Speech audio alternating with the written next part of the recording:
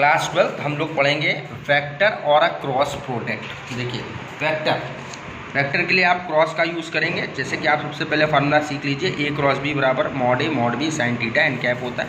Where N cap को unit vector बोलते हैं और एन कैप बराबर vector N upon mod N होता है। ठीक है।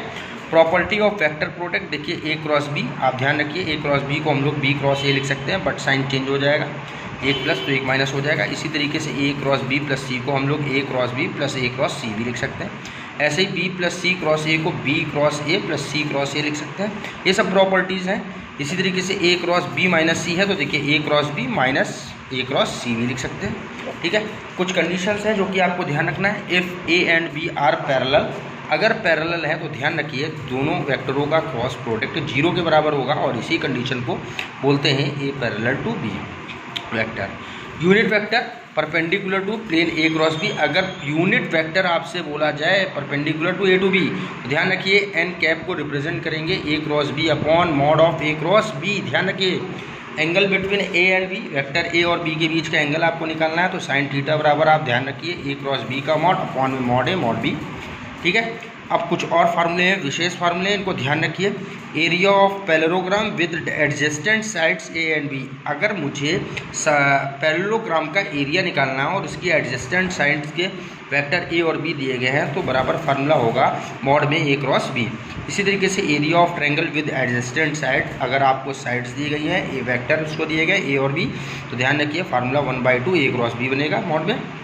Area of triangle with position vector O A O B O C दिए गए, मीन्स अगर आप मान लीजिए किसी एरिया ट्रायंगल का एरिया निकालना और उसके पोजीशन वेक्टर दिए गए तो ध्यान रखिए 1/2 A B cross A C mod में लगाइए, 1/2 B C cross B A लगाइए या फिर 1/2 सी बी क्रॉस सी ए निकालिए लगाइए।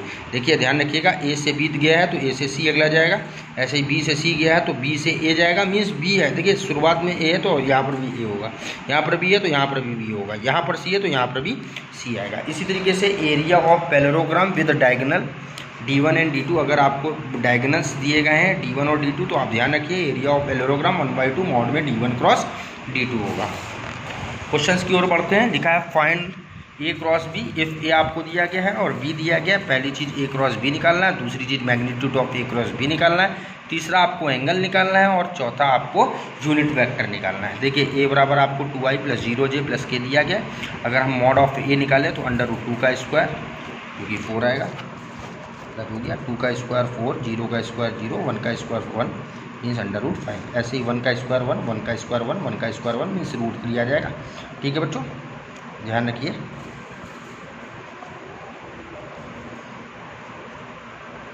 देखिए अब ए क्रॉस बी निकालना है तो बच्चों क्रॉस के लिए आपको रूल ध्यान रखने हैं। क्या करना है, जैसे हम लोग डिटर्मिनेंट सॉल्व करते थे वैसे ही सॉल्व करना है। आई जे के इधर रख लेंगे, आई का कोफिशिएंट 2 0, आई जे के का कोफिशिएंट 2 0 1, देखिए 2 0 1, ऐसे ही 1 1 1, देखिए 1 1 1। अब इसको सॉल्व करते हैं। ए क्रॉस बी बराबर आई को लेंगे, आई के सामने ये और आई के सामने ये, आई के सामने ये रहा और आई के सामने ये हट गया तो बचा क्या 0 1 1 1, ये देखिए ये लिखा है। ऐसे जे वाला लेंगे तो देखिए जे के सामने हटा दिया, 2 1 1 1 आ जाएगा, देखिए 2 1 1 1 लिखा है। ऐसे के सामने लेंगे तो के के सामने वाला हट गया तो 2 0 1 1 बचा, देखिए 2 0 1 1 ये लिखा है। अब इसको क्रॉस मल्टीप्लाई करके सॉल्व कर लिया, आई ये लिखा रहा है, ये 0 -1 आ जाएगा, ऐसे ये 2 -1 आ जाएगा, ऐसे ये 2 -0 आ जाएगा तो यहाँ से माइनस आई आ जाएगा, यहाँ से माइनस जी आ जाएगा, यहाँ से 2 की आ जाएगा। ए क्रॉस बी हो गया।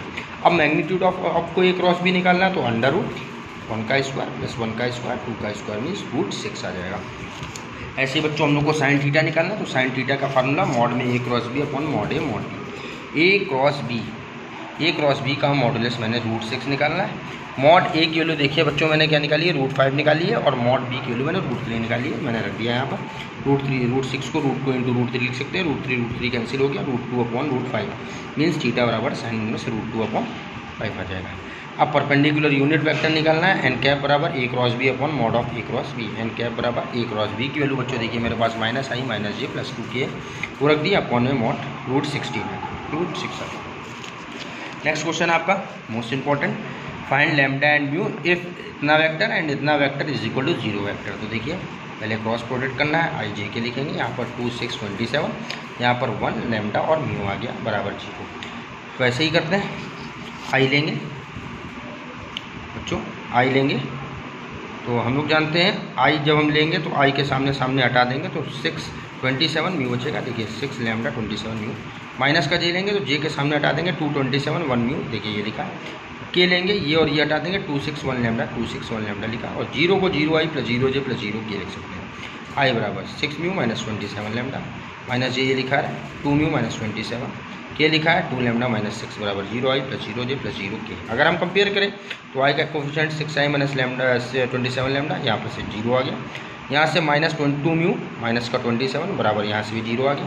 2 लैम्डा माइनस 6 बराबर जीरो। तो देखिए 2 म्यू बराबर 27 2 म्यू माइनस 27 बराबर जीरो 2 म्यू बराबर 27 म्यू बराबर 27/2। यहाँ से 2 लैम्डा बराबर 6 तो लैम्डा बराबर 3 आपका आंसर आ जाएगा। ये लैम्डा और म्यू की वैल्यू आ गई। तो बच्चों इसी तरीके से आप क्वेश्चंस लगाएं। धन्यवाद। ज़्यादा से ज़्यादा प्रयास करें, किताब से आप प्रैक्टिस करें। NCERT बुक से कोशिश करें कि ये चैप्टर NCERT बुक से एक एक क्वेश्चन सारे के सारे क्वेश्चंस आप पढ़ डालें। धन्यवाद।